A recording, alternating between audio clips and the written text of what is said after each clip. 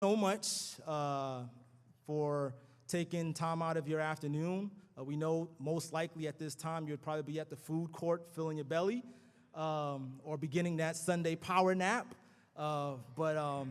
So hopefully the refreshments was a good bribe to kind of keep you here. But really, we do really appreciate that you are here and wanting to see what is it that we're trying to do here at Cornerstone. Carly and myself, we've been, working and planning on this pretty much since, I came on board, which was October. And we both had an opportunity to go to a youth and family conference. And in that conference, they talked about this model, this family ministry model, and how important, and some of the churches that already been doing it for the past 6 years, and they've been kind of sharing, hey, this has been our experience. Here's what you want to avoid. Here's been some of the fruit that we've been seeing moving to this model. And so, although we won't be able to kind of go into details about the entire history of what teen ministries were back in the first century versus now, we hope that what we're presenting is a continuation of what Cornerstone has probably already begun, which is the investment in the youth ministry. And so I'm gonna go ahead and I'm gonna start off and share a few things, and we're gonna go through part of the presentation. Then I'm gonna pass the baton to Carly, and she's gonna go ahead and speak on some things. And in the end, we're gonna have some time for Q&A. So for those of you who have questions or something that you heard you want us to kind of clarify, we'll be more than happy to do so. Our goal is to keep you here for about 3 hours or so. So, but seriously, our goal is to try to be out of here within at least 20 to 25 minutes of the presentation, and then leave some time for Q&A. It is recorded, so the church will have access to it once we're done. All right, so we will begin. Now, again, I told you my eyes aren't as good.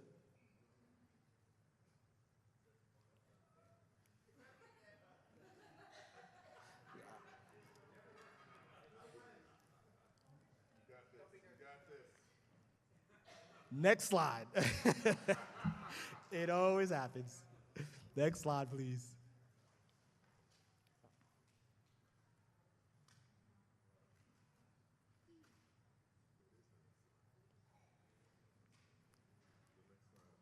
Yeah, there you go.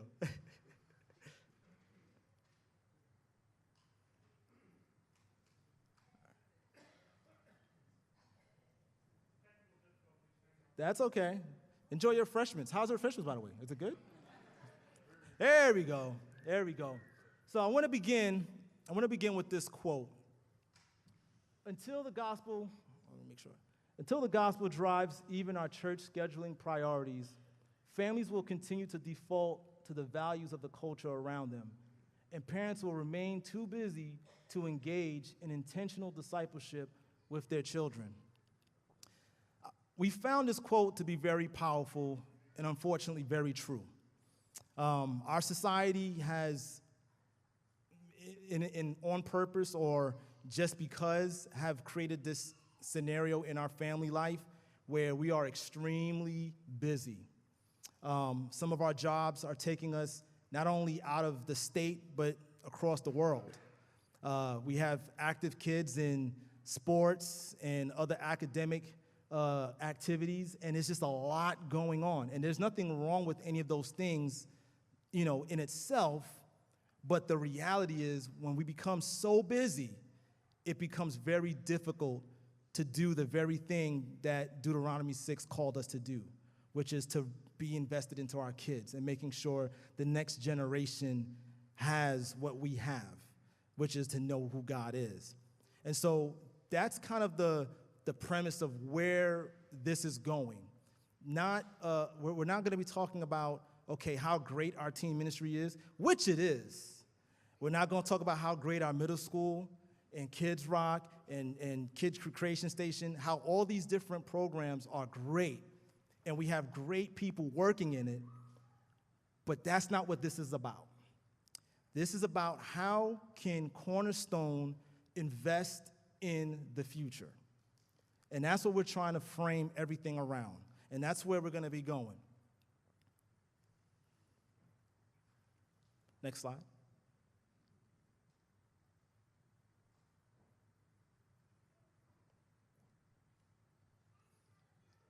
Here we go. In Deuteronomy 6, "Hear, O Israel, the Lord our God, the Lord is one. Love the Lord your God with all your heart and with all your soul and with all your strength. These commandments that I give you today are to be on your hearts. Impress them on your children. Talk about them when you sit at home and when you walk along the road, when you lie down and when you get up. Tie them as symbols on your hands and bind them on your foreheads. Write them on the door frames of your houses and your gates." Again, this is the calling that God has given us from the very beginning, that the families have to be the primary influencers of this next generation. Again, we have some great people in this church, and we have some great volunteers serving in these ministries, but the primary responsibility is on the families. And so with where we're trying to go is we're trying to help equip our families to fight against what society says that we're too busy to invest. We're going to try to create ways that everybody in here has a role to play. You may not be a small group leader, you may not be a ministry leader, but you are a youth leader in a sense because you are going to be a part of what we're trying to do. And so this is the basis of where God has called us to, and this is where we want to go as Cornerstone to help our next generation be invested with God. All right, it's working. All right. So this mission. The Cornerstone Family Ministry serves families with children from nursery through high school. We call it family ministry because rather than merely focusing on ministering to children or students, we believe the most effective approach is to partner with parents to build faith in the next generation. That's a really great mission, I think. But guess what? It was already on the website. This is Cornerstone's mission. And so for me and Carly, when we came in, our mindset wasn't to eradicate and throw out the old. It's already in the DNA. This is something that you've already begun. We have already have children being in, our upperclassmen and middle schoolers serving within the church in some kind of capacity. And that's great. And so that's where we're trying to continue and further and even try to grow that mindset amongst all of us, is that this is the mission that we want to partner with families. There was a time where youth group and other ministries was a silo, and it operated as such. And parents were not really involved in it. Parents were able to bring their kids to something and then leave. And it was up to the teen leaders, and it was up to the small group leaders and those who are serving in that ministry to basically take care of everything. And then parents would just get a phone call if somebody had a situation. And so that's not something that's sustainable. That's not investing in the future. And so this mission right here, partnering with parents, is something that we want to encourage that kind of activity. We want to encourage parents to be involved. We don't want to stiff arm you from not being involved in what we're trying to do and keeping it a silo. Because as we continue down on the slides, you're going to see that when we create these silos, when we create ministries that evolve on themselves, they're no longer connected to the church. They become their own entity. And so we have to figure out a way where we can have a great youth ministry, but it's not a silo. It's something that everybody else is involved in, whether you're a parent, whether you are single, whether you're an empty nester, that you all have a stake in helping our kids evolve and grow in their relationship with God. So here are some challenges. Here are some real stats I'm going to show you guys about some of the challenges that we face, not only just in Cornerstone, but many churches throughout the world. This is a stat that came from a book that I was reading, and it talked about just influence and the different levels of influence from parents all the way down to your kids' friends, all right? So with the influence, you have on males, moms have 81% influence, and on females, I guess their daughters, they have 74%.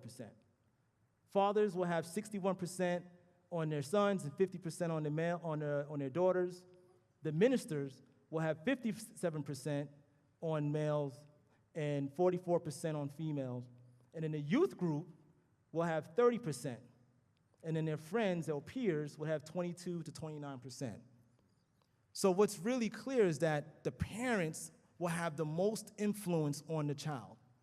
It doesn't matter how successful a youth group is, it's only gonna hit about 30%.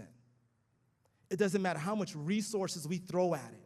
It doesn't matter if we grow our church 3 times as big and our budget grows up 3 times as much.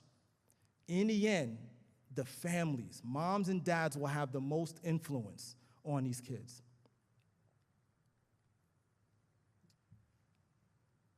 On average, a child spends a little over 3 hours a week at church and over 115 hours elsewhere, mostly at home. Again, it doesn't matter how great our youth group is. It doesn't matter how much resources we put in there. They're only around us for maybe 3 hours in a week. Now, you take away that 3 hours, and you have school, you have extracurricular activities, you have vacations, you have all these other things that's competing with your kids. And so we stress the importance of why we need to partner with you guys, that we cannot do it on ourselves. I think I'm pretty funny. I think I can connect with some kids. I've seen Carly work with your teens. It's a great thing to watch. But it's only about 3 hours a week, and that's it. And so after that, it kind of just fades. According to a research by the Fuller Youth Institute, 40 to 50% of kids who are part of a youth group in high school fail to stick with their faith in college. Now, when I saw that, it really set me back, because I thought about my experience. You know, I was a Christian in high school. You know, I became a disciple when I was 16. And so when I graduated high school, I remained faithful, thank God. But I realized that was a time where my entire ministry were all baptized teens. And that's not where our churches are today. I mean, we only have about 4 or 5 of our kids, or excuse me, we have 7? We have 7 of our kids who are baptized. And so this number is real. Like, once they leave the high school, what else is going to keep them in with the body? What other experiences are they going to hold on to? Because all these great events that we have will fade away after graduation. And so this is where the partnering with families and partnering again with the rest of the body is going to come into play. Because not every kid is going to decide Jesus is Lord in high school. That's just the reality. They just won't. So do we just give up and we just say, well, I guess that was our best shot? We can't think that. It can't be just it has to happen when they're in their teen years. And so this is why we're stressing this importance of trying to partner with you and having a group effort in investing in these teens. So what is our response? We see these challenges, we see the stats, we see the numbers, we know we lead busy lives. So how are we going to respond? Here's our goal. It is our desire that by the time a student leaves the teen ministry, he or she will have a godly foundation. That's nursery to Kids Rock. They'll have great friendships, 6th to 7th graders, and in growing faith in God, 8 through 12. As a student continues to grow in each of these areas, our goal is to spur them on towards greater faith and conviction, bearing fruit that will last throughout their lifetime. We hope to create an environment where students deepen their relationship with God, with each other, and the rest of the church body. Again, that church body part is you. It's not me and Carly. It's not Kathy Jack. It's not all these great volunteers that we have here. It's the rest of us being involved. And what that involvement is going to look like, we're gonna kind of share about it a little later. But we just want to stress the point over and over that we do not plan to do this by ourselves, that we will need your help. We will need your investment as much as we're invested. So we have a generic ecosystem, right? In some churches, it looks different, but this is basically how our ecosystem is here in Cornerstone. So we have our nursery and creation station. And then ultimately, they move on to Kids Rock. And then from Kids Rock, they move on to the middle school ministry. And then from middle school, they come into the high school ministry. And then they either graduate high school and they either go into the campus ministries or our Yo Pros, or they end up, continuing on after college, and then they either get married or they stay single. It doesn't matter, right? And then it kind of, circles that back and forth. And so this is the ecosystem that we have. And so the whole point of this slide is to show you how there's not one ministry more important than the other. Every ministry that we have is just as important. If we have a weak Kids Rock ministry, that feeds into the middle school ministry. If we have a weak high school ministry, that's going to feed into the campuses or Yo Pro. So every ministry is vital. There is not, we need to put all our resources in the teens. So it has to be great, and then we forget about the other ministries. This is a visual to show us how it is important for all of us to be invested, regardless of the stage, that if we have kids or don't have kids, that we have to be invested. Because this is the future of our church. We might have some anomalies, but this is the generic cycle of our system. And so it's got to be important that we have to stay invested in what we're doing. So just to kind of go into more details, so from birth to fifth, that's really the time where we put an emphasis on family. Kids are learning, the importance of, obviously, learn about God, obviously, but they learn about family. And the first impressions, the first influences are going to be the parents. And so this is a stage that we really want to help our church to really get focused on helping these kids from birth to fifth. From 6th and 7th grade, friends become very important to kids. Now, again, my son will tell you, he loves his friends, right? But when you go into middle school, this is the stage where they're trying to find their identity. And they're looking at different kids, and they're trying to find a group. They're trying to fit in some way because they don't want to be alone. No kid likes to be alone, especially in middle school. If you remember middle school for you, for me, it was one of the hardest stages of life. Like, once I got to high school, I was comfortable with who I am, and I was okay. But middle school was that stage where friendships were important. And I want to stress this. Not just peer friendships, but adult friendships as well. Some of our kids, and it's blown me away how our kids do not shy away from adults when they're at their events. Like, I haven't seen a kid say, why is my dad here? Why is my mom here? Oh, I don't want to go since my parents are going to be there. So the culture is already in place that these kids feel comfortable with the adults being around them in their space, in their environment.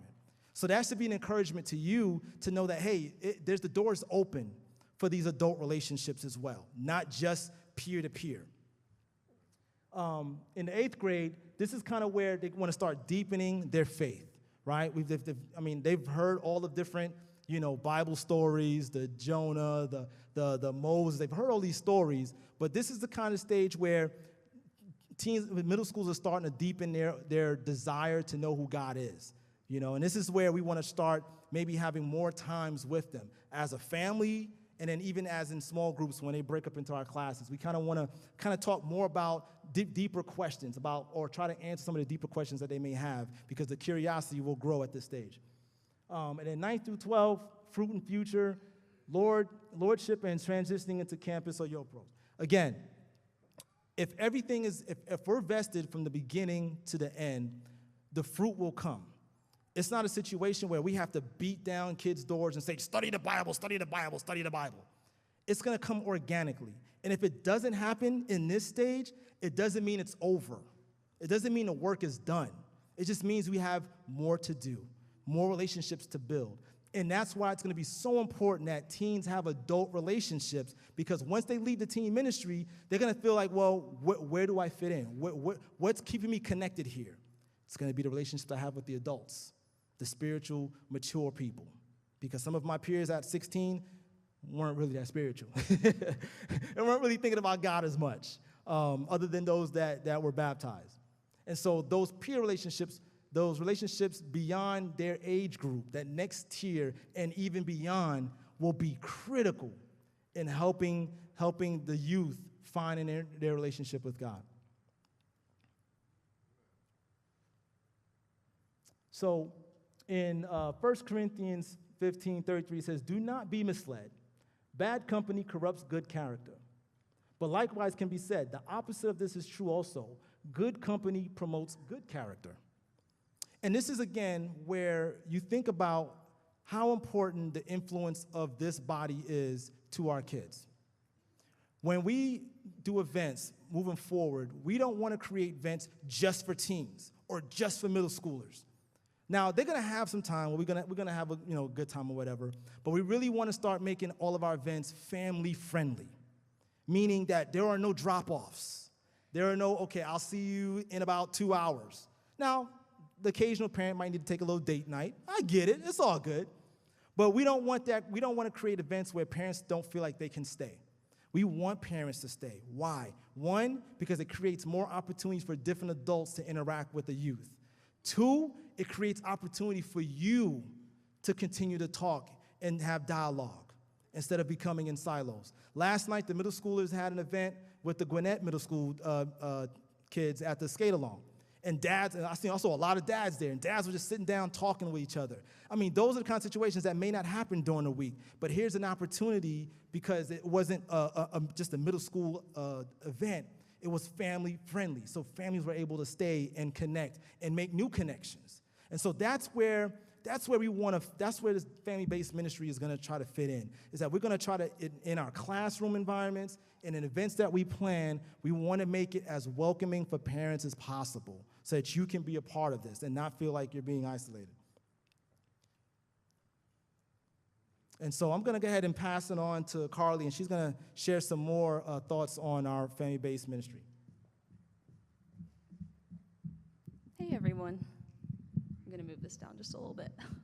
Okay. So just continuing on in this theme, our 8th through 12th graders are our fruit in future. And so I know we went over the statistic already that says that 40 to 50% of kids who are part of a youth group fail to stick with their faith in college. And like Kinson, this statistic kind of blew my mind because me and my peers in my teen ministry in high school are still faithful, even though I know many as well who aren't. So we wanted to make this stage of their life more about encouraging, supporting, and supplementing parents as they mature the faith of their child. So we don't want to take on that role of like, hey, give us your child and we'll make them faithful. We just want to help in whatever capacity that we can. And so part of this is ensuring that each student has godly adults pouring into their life. And I know that it can be kind of hard to make this happen, and teens can be awkward when they're talking to adults sometimes.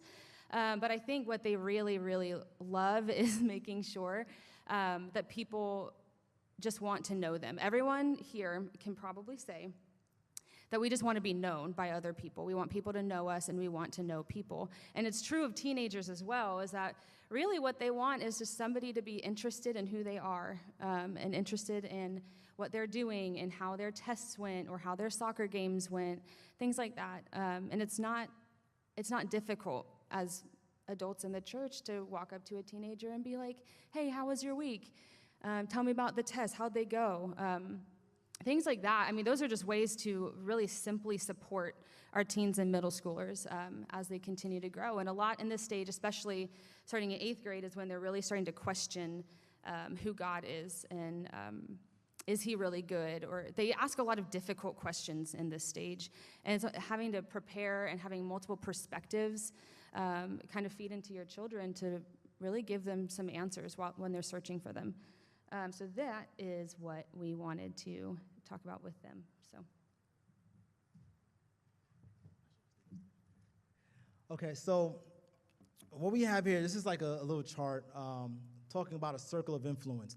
And again, the whole idea of this is to really kind of show how important these relationships are, right? So we have, Bobby, right? We're going to call him Bobby. And obviously he's going to have mom and dad in his life for the most part. Most of us, it's mom and dad is going to be the main drivers in their kids' lives. But along with that, he's going to have his friends, right? So he has Nick and Peter. These are his peers. These are the relationships that, are his closest friends. Now, as every parent knows, you're always watching out, who is my kid's friends with, right? You're always paying. There's always that one friend that you're like, I don't know about this one. I'm already competing with Xbox, PlayStation. I'm already competing with your school. I'm already competing with all your activities. And then I have now this friend that you are seeming to be in love with, and not necessarily in boy or girl, but just you're making this person a influencer in your life. As a parent, you got to be watchful of that. And so I would say that for me and my child, I want to make sure that the people that are influencing them the most are the ones that I'm trying to influence as well. So if my goal is to try to teach my kids who God is, then I want those kids who are also in that same realm. Now, does it mean that it will never have, only friends they're going to have as Christians? No. We already know that, right? But if I have relationships in this church, and I see that my son is taking liking to another kid in this church, then I want to try to foster that relationship. Because, and this is just the reality, we know every house is different. We all come to church, but every house is different. And so some relationships may not be beneficial for your kid. It may not be. It doesn't mean that the parents aren't teaching their kids about God, or it means that they're so unspiritual. It's just that you just don't feel like this kid at this stage of his life has, is on the same route that I'm trying to teach my kids. And so these are things that as parents you have to be engaged. It's not enough to just let your kids be friends with anybody. You got to be engaged in who they are. Invite families over. Get to know them.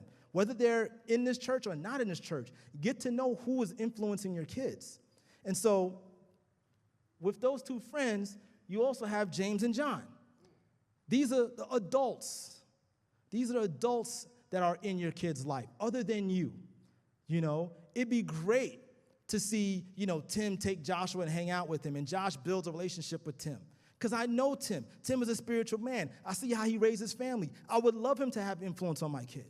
So these are the things that we're trying to foster here with this family-based ministry. That it's just not what's happening in the classrooms. It's what's happening in your homes. It's what's happening when we're at events. It's what's happening organically throughout the week, that you're thinking how you can have different adults influence your kids, other than your youth leaders. Turn it over to Carl. It's me again. Okay, so for those of you who might be sitting here being like, what am I doing here? I don't have kids in the teen ministry. Well, let me tell you. So families. Go back to this slide. There are 3 components of family ministry, and I'm going to take you through them. So the first one is family. And I have never used this before.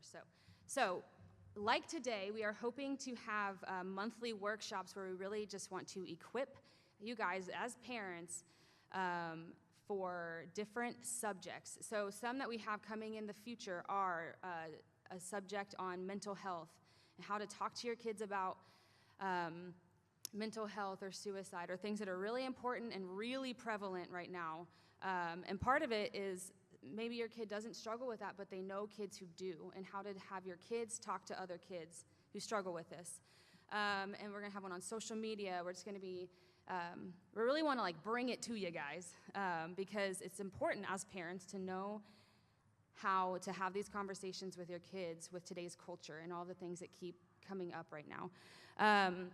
So we'll work on communication, engagement, friendship development, growing faith, all of these things. And then, like Kinson touched on earlier, just having family-friendly events so that you guys can engage with other parents as well. And then we are having a parent action committee, a PAC. And so what this is that we're going to have probably about 3 parent couples that are really going to be, the sole purpose of their purpose in PAC is to kind of minister to the parents of teenagers, just through Kids Rock to teenage years. And not be like, hey, how's your we wouldn't meet and say, like, hey, here are all the kids that need this, this, and this. That's not their job. Their job is to be like, I know that this parent is having a hard time learning how to communicate with their daughter about this specific subject. Do you think that you could help? Or being like, this family isn't as engaged, and I don't know why. Do you think you could reach out to these parents? That really is the sole purpose of the PAC. And then the second component is going to be ministry. So this is where all the people who don't have parents, children, you guys are parents. What we really need right now are small group leaders, both for the middle school ministry and the teen ministry. So in June, we're having our Rise ceremony. We're having it earlier this year than usual. And we have 11 eighth graders who are coming up into the teens. We need help. So everyone in this church, everyone sitting here right now is more than capable of being a small group leader. All you have to do is ask what entails being a small group leader. So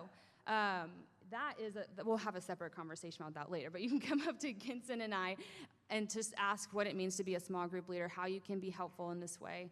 It's just having you guys as influences into the children's ministries and what it means to just give to them in that environment, and that you get to develop really cool friendships with these kids.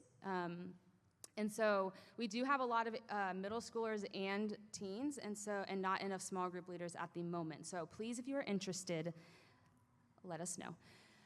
The Youth Action Committee, the YAC, this is what we started with some of the teens, is out just ways to get them more involved in planning events and planning the calendar and just feeling like they have some stock in their teen ministry. So each semester we have 3 different teens who are going to help plan events. And so we have some in the works right now, but right now it's Ethan, Lauren, and Lexi, and we're really excited because they're just doing some great things, just trying to get some involvement in the teens, try to get other teens to come and help as much as they can. And then, as you guys know, in January we started doing middle school midweeks, just as ways to have the middle schoolers meet more, because they really weren't meeting enough to develop the friendships that they needed to at that stage in their life. And then the third component is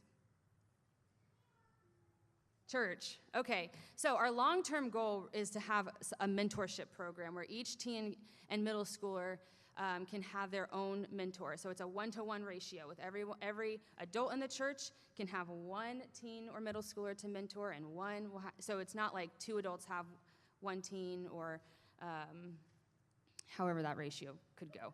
So I know, math. So I know you think it'd be simple. So so that's our long-term goal right now. We're just trying to get small group leaders as the church grows, as we grow, both in faith and prayerfully in size. We would just have more opportunities for a mentorship program to begin.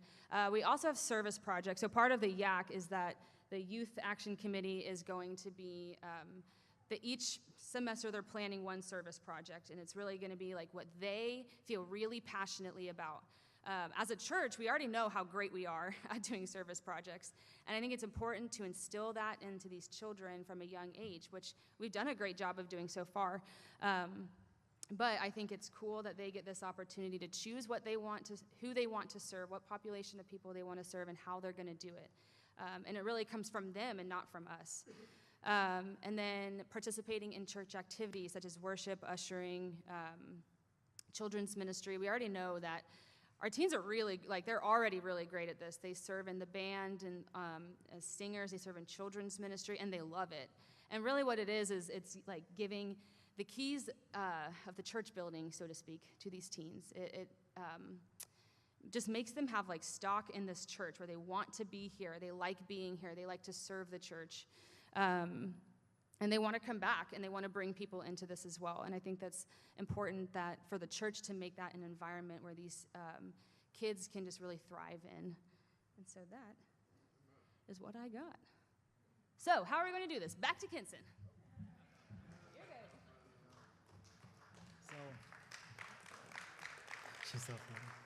good. Actually, the how part is very interesting, because as you know, me and Carly think this is a great idea. The execution will always look different. And like I said, I've been a part of the Gwinnett Church, and they've been doing the family ministry model for about 2 years. So the way it's implemented looks different in every church for multiple reasons, whether it's resources, size, what stage we want to start in. I mean, all of that, it all depends. So actually right now, it's still in the works, meaning it's not a final project. It's not set in stone what we're presenting today. So there's room for adjustments. So that's how we're going to do it right now. Actually, no, I'm going to change that, because like I said, we're going to change that. Oh, too far. Okay, so earlier, Carly mentioned the workshops. Now, our initial idea was, okay, we're going to do it every month. And that's just, zeal and excitement. But we realized, you know what, it may not be as excellent if we try to cram something every month. So we're probably going to do something like once a quarter at first and just kind of get some momentum and get some more buy-in. And then as it grows and as we feel like we're getting good traction, then we can adjust it and say, okay, maybe we can move it, maybe once every other month or so.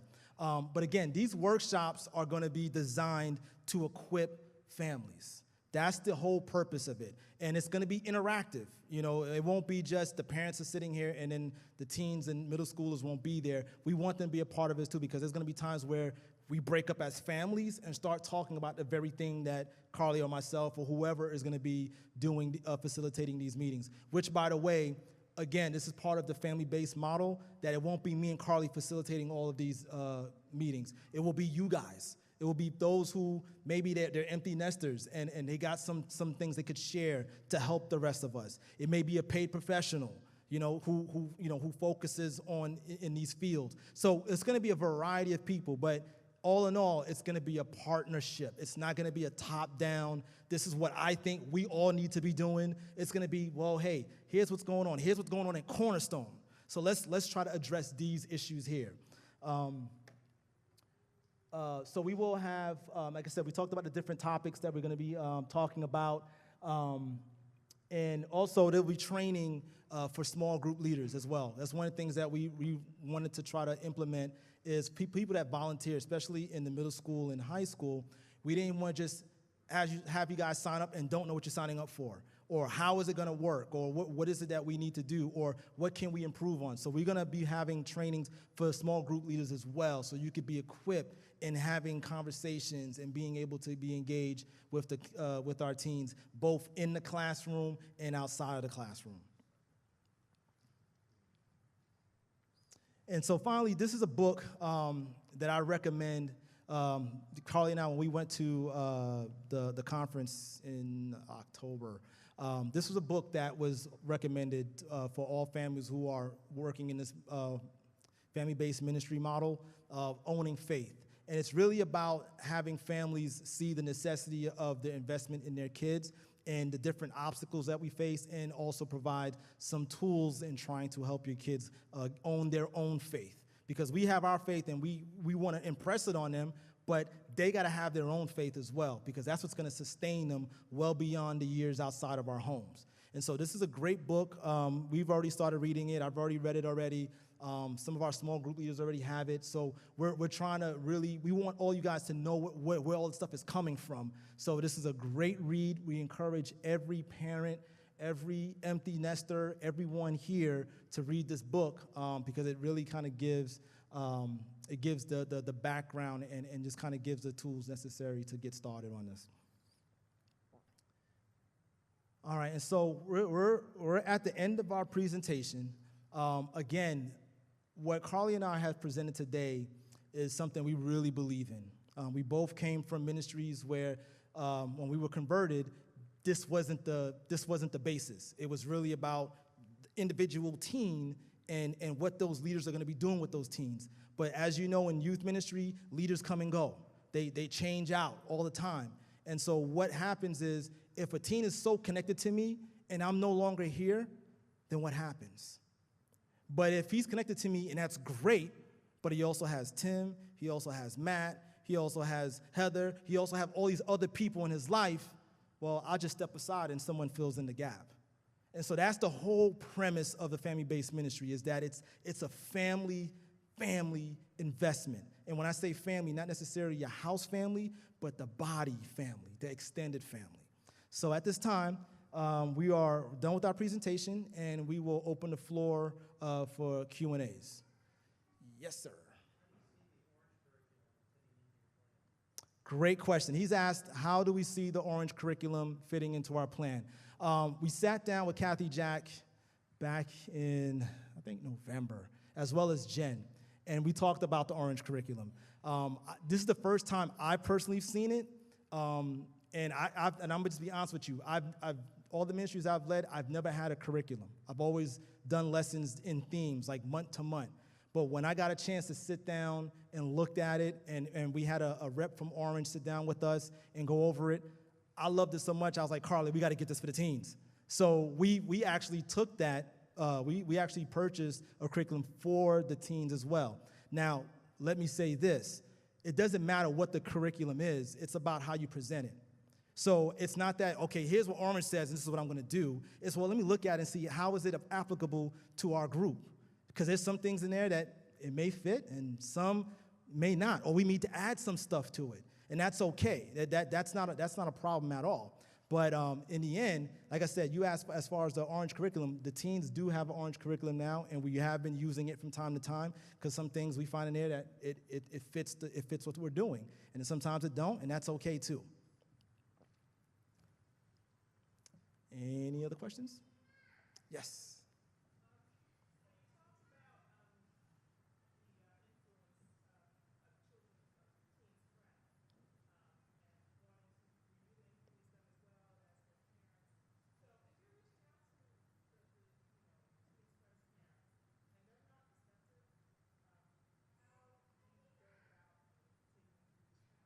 Okay. Now, are you talking about families within the church or outside the church?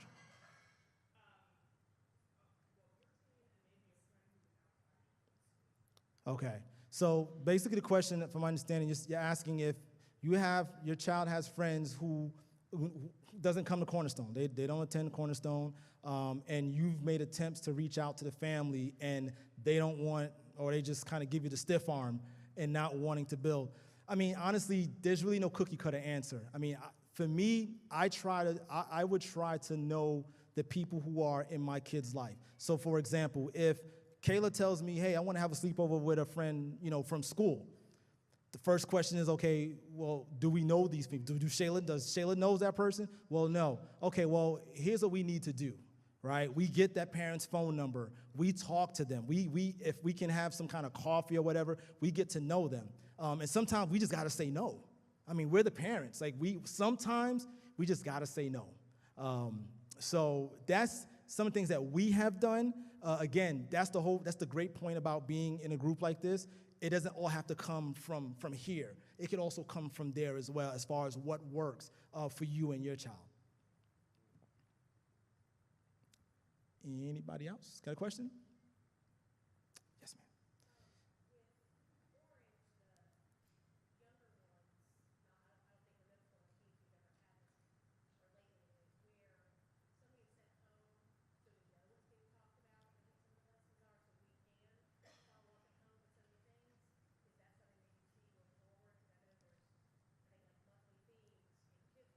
Mhm.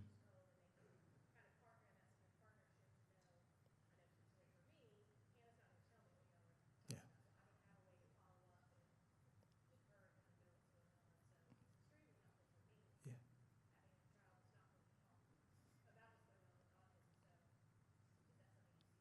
Yeah. Okay.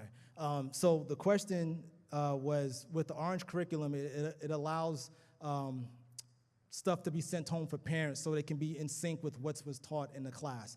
I could tell you, yes, Jen has shown me how to do that, and I am a work in progress.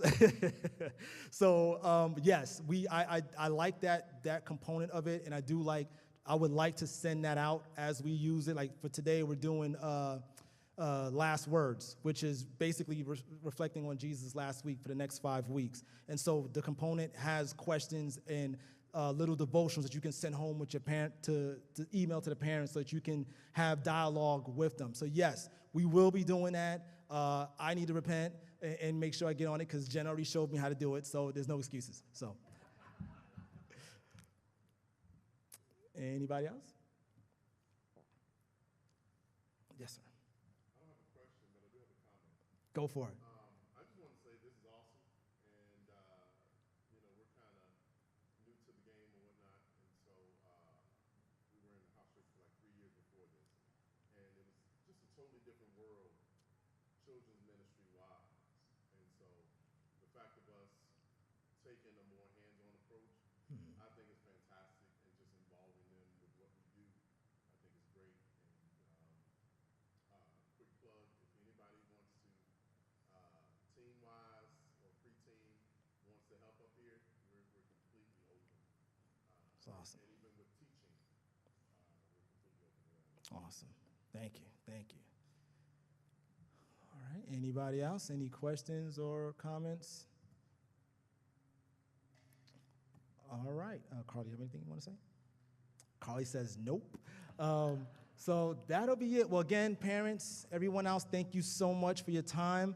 Are there any more? Yes, there's a few more brownies and stuff over there. Take as you go. But thank you so much. And, I'll hang out a few more minutes if anybody has questions. I'm sure Carly's available as well. Small group leaders, if you're interested, trust me, it is not as bad or heavy as you think. We can talk to you about that as well. Thank you.